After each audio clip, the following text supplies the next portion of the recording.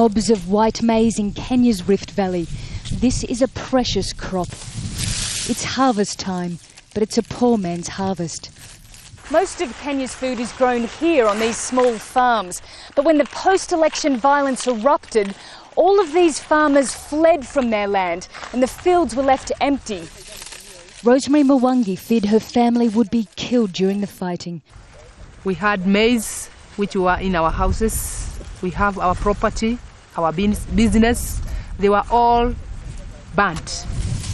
She has barely enough maize to feed her family and nowhere to store it.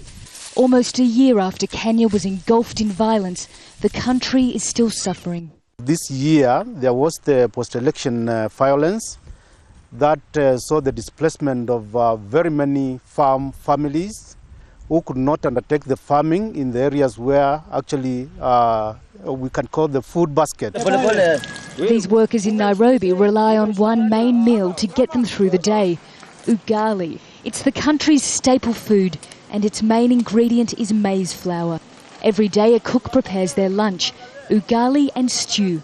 But when the prices of maize almost tripled in a couple of weeks, many people could no longer afford to buy it. The increase of food going up to 100% and no increase in salary, that is making life for us, for me and for my colleagues, very hard.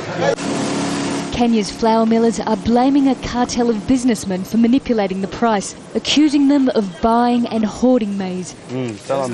The government has since stepped in to control the price by subsidising the cost of flour. But in Nairobi, shop owners say they're still waiting for the government's cheap flour.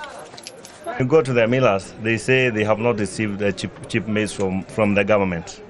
Now they are not milling at all. You get there, they say they are selling cheap flour, but in the real sense, they don't have the flour.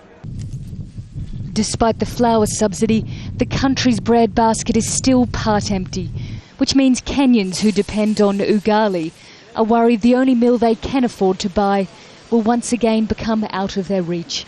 Nicole, Johnston, Al Jazeera, Nairobi, Kenya.